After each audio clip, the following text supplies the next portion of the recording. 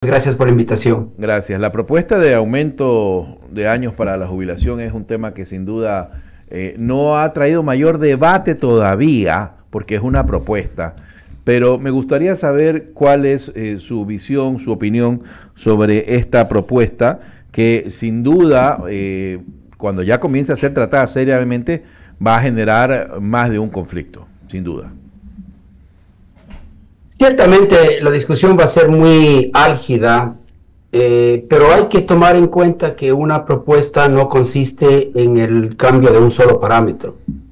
Cuando estamos hablando de un sistema de pensiones y lo que estamos buscando es una reforma profunda que le haga al sistema más viable, pero también más equitativo, y que la reforma sea percibida como una reforma balanceada y justa, la edad de jubilación es solo uno de como 8 parámetros que uno puede escoger.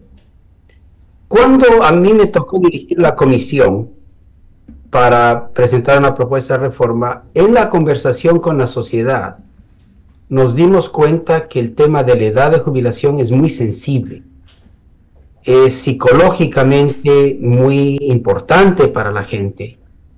Y por ello es que en la propuesta que nosotros hicimos, no propusimos un cambio a la edad de jubilación, propusimos cambios a otros parámetros para compensar, pero no propusimos un cambio ni a la edad de jubilación ni a la tasa de aporte, y nos pusimos a trabajar en las proyecciones para ver si con cambios propuestos a otros parámetros se podía conseguir viabilidad.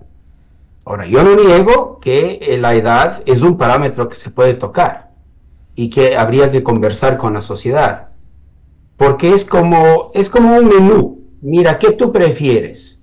¿Arroz con menestra o corvina frita, o las dos cosas, o un poco de lo uno, un poco de lo otro? Porque a la larga los parámetros que se pueden cambiar en una reforma pensional para un sistema como el ecuatoriano son la edad de jubilación, los años de aporte, los sueldos que se toman en cuenta al momento de calcular la pensión, la fórmula de cambio de la pensión, la tasa de aporte, la pensión mínima, la pensión máxima. O sea, hay como 8 parámetros que se pueden reformar.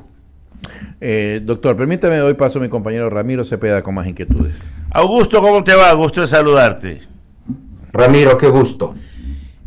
Voy a un poco mejorar tu ejemplo. Una cosa es que comas arroz con menestra hoy día, y otra cosa es que lo comas la siguiente semana, ¿ya? Y que durante esa semana sigas comiendo pan con café. Un poco para hacer lo que significa para el ecuatoriano. Y me imagino, para ayer estábamos haciendo un paneo de cuáles son las edades de jubilación en algunos países, y bordeaba entre los 60 y 62 años dependiendo si eres hombre o mujer. Por tanto, una presentación de ese tipo por su propio peso va a caer y no tiene presentación, y es más, le podría traer un problema a quien la proponga. ¿No crees que se debería iniciar con aquello que tú lo conversaste desde hace tiempo, que es separar el sistema del seguro, lo que es el ofrecimiento de servicios médicos y lo que son las prestaciones, como primer ejercicio para ir limpiando cada cosa y dándole a cada instrumento su propia capacidad de reacción? A mí me parece que esa es una reforma fundamental. O sea, cuando tú enfrentas un tema de reforma al sistema de protección social de un país, una de las cosas que tiene que interesarte es cuál es la gobernanza o el arreglo institucional más apropiado para administrar la protección social. Y la protección social típicamente tiene varios componentes, pero los dos más importantes son salud y pensiones. En la mayor parte de países, la experiencia ha demostrado que los temas son tan distintos desde el punto de vista técnico, de política pública, etcétera, que es mejor tener instituciones especializadas, una en salud y otra en pensiones. Por esa razón es que la Comisión había propuesto que una de las reformas en el ámbito institucional que se haga es separar los directorios. Dentro del IES, crear un directorio especializado en salud y otro especializado en pensiones, con los perfiles apropiados de los directores. Entonces yo coincido contigo que esa me parece que es un componente esencial de la reforma. No puede ser el único, porque hay los temas de sostenibilidad financiera del sistema de pensiones que no se pueden resolver con el cambio de directorios. Pero arreglar los directorios y especializarlos me parece que es un paso esencial. Y otra cuestión que te pregunto, Augusto, antes de darle el paso a Mauricio Salem, ¿no te parecería un poco para cubrir el descalce financiero que produjo la decisión de ampliar el espectro de cobertura a cónyuges e hijos sin haber tenido el sustento económico, pedirle que para que los que sigan teniendo ese servicio hagan una contribución adicional dentro de su aportación si desean mantenerlo, como en cualquier seguro privado? Entre, si quieres tú ampliar a tu cónyuge, a tus hijos, tienes que pagar más. ¿Por qué la seguridad social tiene que hacerlo diferente? Por supuesto, en distintas proporciones para mantener el sistema de equidad, que es a lo que propende la seguridad social. Claramente, la decisión de ampliar la protección del seguro de salud a los familiares sin aumentar la prima fue una decisión puramente política, financieramente insensata y muy dañina para el sistema. Claramente esa fue una gran equivocación que fue, digamos, el resultado de una actitud populista en el ámbito político. Y claro, en el sistema de salud hay que corregir las primas y crear una relación apropiada entre los servicios de salud que recibes y las primas que pagas y la cobertura que tienes. Entonces, creo que en el ámbito de salud hay muchas otras reformas que hacer, pero esa obviamente es una de ellas. Pero ahora, recordemos, el déficit en el sistema de salud es muchísimo más pequeño que el déficit en el sistema de pensiones. Sin embargo, los problemas de salud son más acuciantes para la sociedad, porque la sociedad los sufre día a día en la calidad de los servicios, en los problemas que ya sabemos que existen en ese ámbito. Pero desde un punto de vista de sostenibilidad financiera y fiscal, el problema de pensiones es casi 4 veces más grande en tamaño, en costo, en caja, que el problema de salud. Claro, para mí lo que debe hacerse es comenzar a hacer las reformas menos traumáticas para que en otro momento, que políticamente sea el adecuado, poder implementar las otras. Pero lo importante es que hay que comenzar ya, porque si no, esto se va pateando la pelota hacia adelante y mal a todos les siento para el futuro. Le paso a Mauricio Salem. Augusto, gusto de verte. Gracias. Augusto, buenos días, un gusto saludarlo y un fuerte abrazo a la distancia.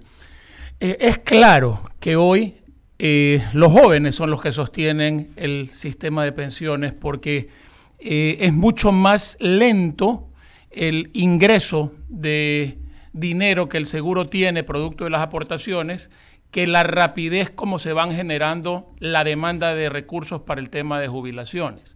De ahí es que viene esta inquietud. ¿Qué tan justo sería que el impacto de todas estas reformas lleguen justamente a quienes hoy están sosteniendo el sistema de pensiones jubilares?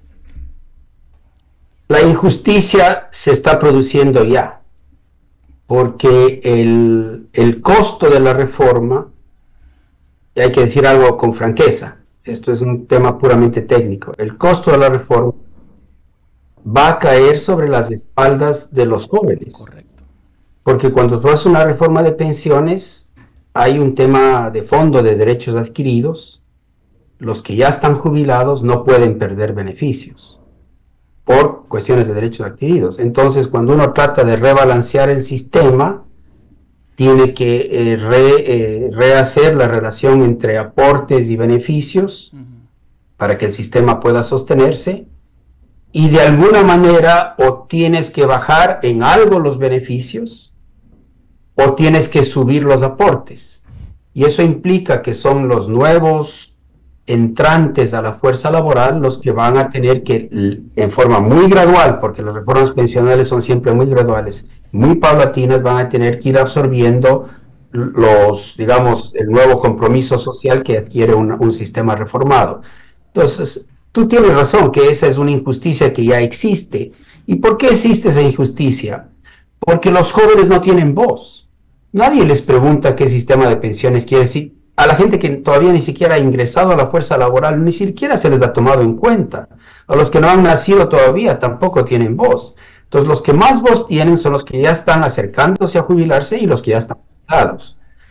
Una de las cosas que a mí me parece más importante en la discusión de temas de reforma de pensiones es que los que menos preocupados deberían ser son los jubilados, porque ninguna reforma pensional va a alterar los beneficios que ellos ya tienen. Y por tanto, me parece a mí que los que ya están jubilados deberían ser los hinchas, los más fuertes proponentes de una reforma, porque ellos deberían comprender que si no se hace una reforma, no van a haber recursos para pagar las pensiones que ellos ya están recibiendo.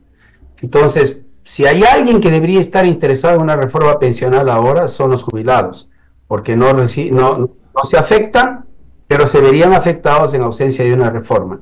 Y a los que se les debe involucrar en la conversación de la reforma es muchísimo a los jóvenes, a los que están entrando a la fuerza laboral y que quieren ver cuál es su horizonte para los siguientes 50 años. Esa es la preocupación justamente, Augusto, y muy clara la exposición. Sin embargo, sí me queda ese sabor agridulce en función de que estas reformas, si bien es cierto, son necesarias llevarlas adelante porque definitivamente no hay ninguna otra solución que reformar la ley actual y la estructura actual del Seguro Social. Tampoco es menos cierto que lo que vemos en la Seguridad Social generalmente, cada vez que hay un cambio de directiva o hay un cambio de administración, son al menos percepciones de que se andan repartiendo hospitales, se andan repartiendo cargos, se andan vendiendo puestos, las medicinas están sobrevaloradas y entra una medicina por una puerta y sale por la otra. Entonces, realmente, si existiera una adecuada administración del Seguro Social y se evitaran todos estos malos manejos, hay que cuantificar y ver realmente cuánto el Seguro Social pudiese reinvertir en sus afiliados y en sus pensionantes. Por allí, y para antes de darle paso a nuestro compañero Javier Segarra, ¿se sabe exactamente la deuda del Estado con el Seguro Social actualmente? Sí, a ver, mira, creo que hay que entender qué significa la deuda del Estado con el Seguro Social. Hay una deuda que ya está formalizada y tiene la forma de bonos en los que están invertidos los varios fondos del BIES. De manera que esa deuda ya está documentada, está formalizada y nos guste o no nos guste, tiene la forma de un bono y aparece en el balance del BIES. Pero hay otra deuda que todavía no se ha formalizado. No tiene ni la forma de un contrato de préstamo, ni tiene la forma de un bono. Esa es a la deuda a la que la mayor parte de la gente se refiere. Y esa deuda sí se conoce particularmente en el ámbito de pensiones, porque es fácil calcular. Es cuestión de calcular el 40% que el Estado, según ley, debe transferirle al IES para pensiones. La parte que no se ha transferido, que no sea, como dicen en el Ministerio de Finanzas, que no sea devengado y por tanto no tiene la forma de un bono o de un contrato, esa parte es la que hay que formalizar. Y en el tema de pensiones, el monto es bastante conocido y la única discusión ahí es si se incluyen o no se incluyen intereses e intereses de mora. Esa es la discusión. Pero el principal de lo adeudado que no sea todavía, que no ha tomado una forma legal, no tiene la forma de un bono, esa sí se conoce. En salud es mucho más complicado, porque según el sistema ecuatoriano hay prestaciones de servicios de salud que el MEF tiene que resarcir al IES, pero para que el Ministerio de Economía y Finanzas lo haga, el IES tiene que demostrar que esos gastos se hicieron y tiene que haber una especie de auditoría de esos gastos. Entonces hay un debate ahí muy grande entre el Ministerio de Economía y Finanzas y el IES con respecto a esta deuda no documentada de salud, porque el Ministerio de Economía y Finanzas con toda razón dice: yo no te puedo ni siquiera reconocer esa deuda mientras no me demuestres con algún tipo de auditoría que esos gastos se hicieron y que esos gastos fueron hechos de manera auténtica y fidedigna. Mientras el Estado sea juez y parte, sea deudor y acreedor, estos problemas creo que nunca van a terminar. Augusto, un fuertísimo abrazo, muchísimas gracias por contestar estas inquietudes y doy paso a nuestro compañero Javier Segarra. Gracias, Mauricio. Doctor, ¿cómo le va? Buenos días. Un gusto a través de la plataforma verlo. La pregunta que le puede surgir al ecuatoriano común y corriente es: ¿y quién es el culpable, el responsable de toda esta situación en el Seguro Social, doctor? Bueno, hay muchos, ¿no? Y entonces el tema es saber cuánto es resultante de una mala administración, de decisiones irresponsables y de una acumulación de desaciertos en la dirección, y cuánto se debe a simplemente un fenómeno fuera de nuestro control, que es el cambio demográfico, a saber, el envejecimiento paulatino de la población, el hecho de que hay cada vez un porcentaje mayor de la población en la tercera edad, y que aquellos que estamos en la tercera edad estamos viviendo más que en el pasado, que la expectativa de vida se ha alargado. Entonces, asignar culpabilidades no es una ciencia, pero ciertamente hay de todo un poco. Ahora, en el sistema de pensiones, no hay ninguna duda, para los que entienden de estos temas, que la causa fundamental del desequilibrio viene por el lado demográfico, viene por el lado del envejecimiento de la población.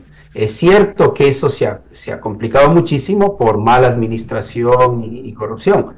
Sin embargo, yo debo decir con bastante franqueza que a mí me parece que los problemas de corrupción y de mala administración están concentrados en el tema de salud.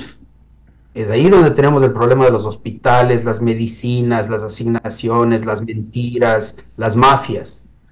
Lo que yo pude observar trabajando en la comisión con el IES es que el grupo de pensiones es un equipo técnico de muy buena calidad, de muy buen nivel, es pequeñito.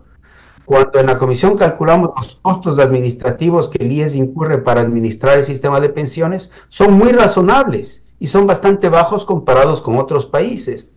Y cuando uno ve la cantidad de personas involucradas en el sistema de pensiones es relativamente pequeña, es un equipo profesional. Los problemas de corrupción y de mala administración a mí me parece que están concentrados en dos grandes áreas: en salud, que es una cloaca, y en el BIES, que es un monstruo innecesario. Un sistema de pensiones necesita solo un comité de administración del portafolio de pensiones, no necesita un banco. Esta idea de haber creado el BIES fue un desacierto enorme, y eso se ha convertido en una enorme burocracia con mucha grasa.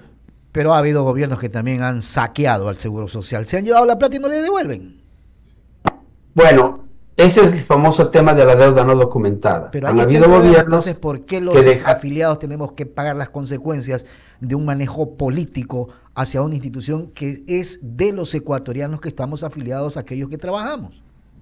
Bueno, son los mismos ecuatorianos los que vamos a tener que pagarnos a nosotros mismos, porque si el Estado no le pagó transferencias, no hizo transferencias y no las documentó en forma de deuda al IES, van a ser los que pagan impuestos, es decir, los ecuatorianos, los que van a tener que dar la plata al MEF para que el MEF se ponga al día con el IES. Increíble. Entonces todo queda en familia, por así decirlo. Sí, pero los ecuatorianos somos los que hemos decidido que el Estado tenga la obligación legal de pasarle no solo los aportes de sus empleados al IES, sino también una contribución adicional que es equivalente al 40% de las pensiones.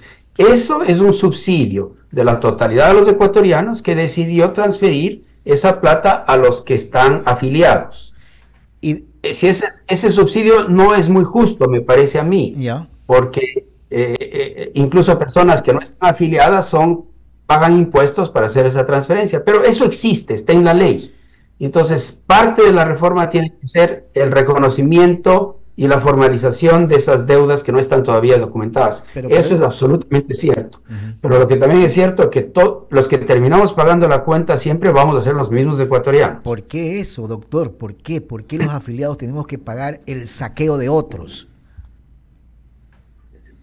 Bueno, los afiliados no van a tener que pagar eso. Son los que pagan impuestos los que tienen que pagar eso. O sea, la deuda que tiene el MEF, claro, o sea, pero no solo los afiliados, sino los que no están afiliados. Todos los que trabajan en el sector informal, cuando compran cualquier cosa, pagan el IVA. Todos los ecuatorianos.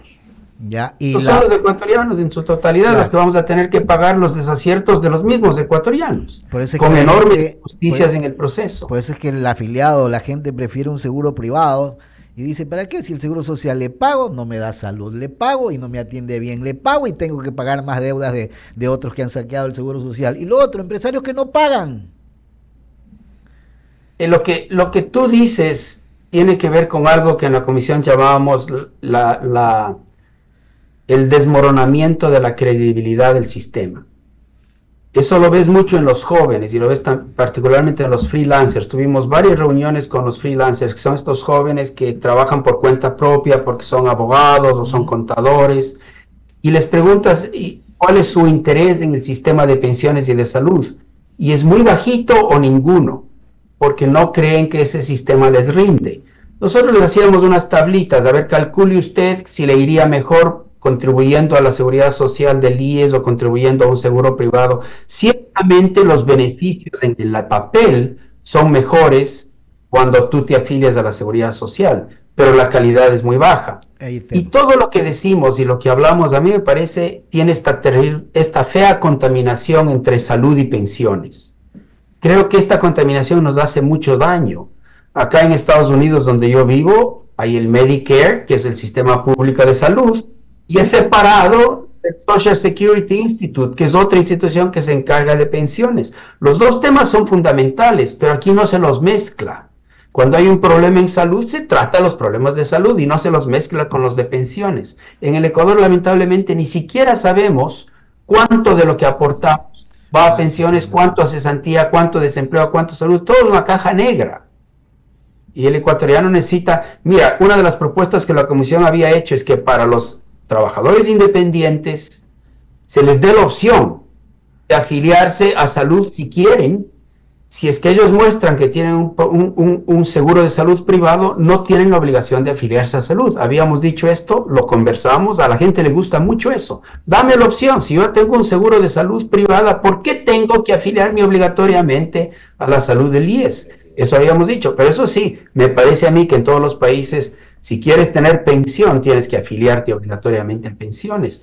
Pero una cosa es pensiones y otra cosa es salud. Entonces, estos temas todavía no han sido discutidos de una manera calmada, desapasionada y pensando en el futuro.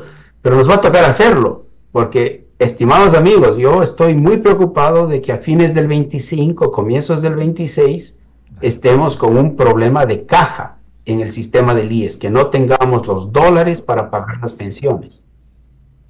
Doctor Eduardo Mendoza continúa con la entrevista, le damos la bienvenida. ¿Cómo le va? Buenos días. ¿Cómo están mis compañeros y a la audiencia? Y Augusto, es una pregunta básica y una reflexión. Y el lunes hablamos de esto con mis compañeros y le voy a decir lo que piensa la gente, porque es importante tener legitimidad de cómo piensa la gente.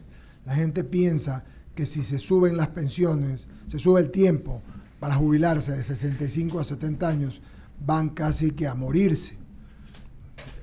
Y no tienen gusto, no tienden a favorecer esa reflexión o esa propuesta, número uno. Número dos, también hay comentarios en que primero, para poder hacer cualquier cosa, hay que quitarle la adiposidad de personal del Seguro Social y mejorar todos los servicios, incluso pudiéndose no privatizar, pero sí concesionar a ONGs internacionales o nacionales algunos servicios, para que de esa manera esto pueda tener, como bien citas, Augusto, que se quiera afiliar a alguna persona solo por el lado de la medicina. Ya, hoy la gente, como bien decía Javier, dice, es la antesala del infierno, de la muerte. Entonces, eso tercero. Y último, estas son reflexiones, y último, y en mi pregunta, si Francia tiene 62 años, y en Europa los mayores países tienen 61 o 62, ¿por qué será que aquí estamos pensando en 70 años? Número uno. Y corolario, ¿no sería de primero arreglar la casa adentro antes de pedirle sacrificio a los ecuatorianos? Mira, Augusto, que este es el segundo, ya vino el del IVA, y todo el mundo tuvo que salir a pagar en una economía dolarizada cuando en Panamá tienen 7% y en El Salvador 13%. La gente dijo vamos, porque por la vacuna vamos. Pero se le sigue pidiendo a la gente común sacrificios. Con este contexto te dejo con tus últimas palabras y reflexiones, querido amigo. Mira, tú has levantado puntos de preocupación muy, digamos, neurálgicos en el modo como la sociedad piensa en el tema. En el tema de medicinas y de salud ya hemos hablado. A mí me parece que eso hay que separarlo, porque la gente todavía piensa, confunde los problemas. Entonces tenemos un problema muy serio de salud, separémoslo y entendamos que eso es un tema distinto que el tema de pensiones. Ahora, en el tema de pensiones, los sistemas en el mundo están sin duda yendo paulatinamente a aumentar la edad de jubilación en la medida en que aumenta la expectativa de vida. Eso es incómodo. En Francia produjo huelgas. Me parece a mí que el promedio mundial está yendo a 62 o 65 años, me parece. La opinión personal que yo tengo es que si uno puede arreglar el sistema de pensiones sin cambiar las edades de jubilación, la reforma va a ser más digerible, va a tener más legitimidad y va a ser aceptada. Entonces, y eso sí es técnicamente posible, porque lo único que tiene que uno preocuparse cuando arregla los sistemas de pensiones es que haya una proporcionalidad apropiada entre los aportes que ha hecho el trabajador durante su vida laboral y los beneficios que va a recibir cuando se jubile. Entonces, si un trabajador decide jubilarse a los 60 años, va a haber hecho menos aportes y por tanto va a tener un beneficio tal vez más pequeño, pero que le va a durar por mucho más tiempo. Si un trabajador decide voluntariamente no jubilarse a los 60, sino a los 65, va a haber hecho más aportes, va a tener una mejor pensión, pero le va a durar menos que si se hubiera jubilado a los 60. Entonces a mí me parece que dejar a los trabajadores que sean los que decidan, cuando se les pinta bien las reglas del sistema, y los trabajadores saben que con ciertos aportes y años de aporte, etcétera, tienen ciertos beneficios, me parece a mí que lo más sensato es dejarles que ellos decidan. Si se jubilan a los 60, a los 61, a los 62 o lo que sea. Y esa fue la propuesta de la comisión. Dejar todavía la opción de jubilarse a los 60, pero no quitar la opción de jubilarse más tarde y que los trabajadores decidan a la luz de las reglas del juego. Ahora, hay que arreglar las reglas del juego para que haya una proporcionalidad sostenible en el tiempo entre aportes a lo largo de la vida laboral y beneficios, es decir, la pensión jubilar. Esto en pensiones. En salud, lo que necesitas es una proporcionalidad entre las primas que pagas y la cobertura y beneficios que recibes y la calidad de los servicios que recibes. Los dos sistemas están desequilibrados, pensiones y salud. Y creo que en salud no hemos tenido ni siquiera una comisión como la que a mí me tocó dirigir para pensar bien cómo vamos a reformar eso. Ya en pensiones tenemos un tema complicado de reforma. Lo que yo creo que se debe hacer es tener una hoja de ruta, un camino que nos permita conversar sobre los dos temas y arreglarlos. Se van a requerir compromisos compartidos, se va a requerir conversación ciudadana y se va a requerir una reforma. Y dolor en alguna parte va a haber, pero tiene que ser un proceso que a la gente le convenza que es un proceso justo. Y en ese tema hay que arreglar cosas como la deuda del Estado. Hay que arreglar, porque no se puede pedirle a la gente una reforma si no se arregla algo que es tan obvio, y es que el Estado tiene una deuda importante que no está todavía documentada, tanto en pensiones como en salud. Finalmente, con alguna acotación, Ramiro Cepeda, para concluir. Solo tengo una curiosidad, si este tema lo tocó la comisión en la que usted estuvo, Augusto. Determinaron la cantidad de activos que tiene el IES, activos improductivos, porque tienen edificios, tienen casas, tienen todo, y creo que no saben lo que tienen, y probablemente hay una cantera de recursos que, si bien es cierto, no puede ser mucho dinero dentro del mar de dinero que necesita el seguro, pero sí es un ahorro de gastos porque mantenerlos produce un egreso dentro de la seguridad social. ¿Lo pudieron ver? vimos con calma los fondos de inversión del BIES. No nos metimos a ver con detalle los problemas, digamos, de personal y administrativos en el sector de pensiones ni en el BIES, porque nos concentramos en salud. Y creo que si hay eficiencias y ahorros y corte de grasa que se puede hacer, se debería hacer principalmente en el BIES y en el sistema de salud. En cuanto a los fondos de inversión, según el sistema ecuatoriano, ellos están administrados por el BIES, que innecesariamente es un banco, debería ser simplemente un comité de inversiones. Y hay como 5 fondos que el BIES administra. El fondo de pensiones es uno de ellos y tiene más o menos unos 5.000 millones de dólares. Augusto, pero yo me refería a otros bienes, los que están dentro del IES, que antes de la existencia del banco estaban porque los cogieron. Los edificios. Tienen una cantidad de activos. Sí, eso se sabe, no es mucho.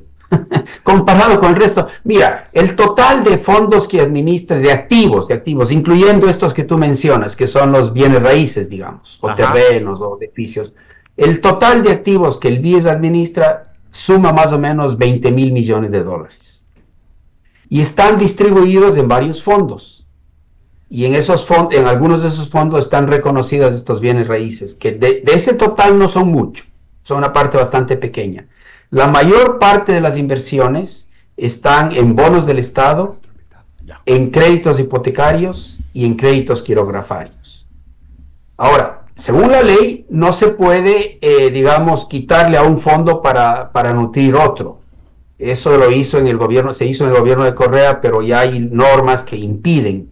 Entonces, el fondo más grande que administra el BIES no es el de pensiones, es el fondo de cesantía. Ahí hay casi 9.000, 10.000 millones de dólares.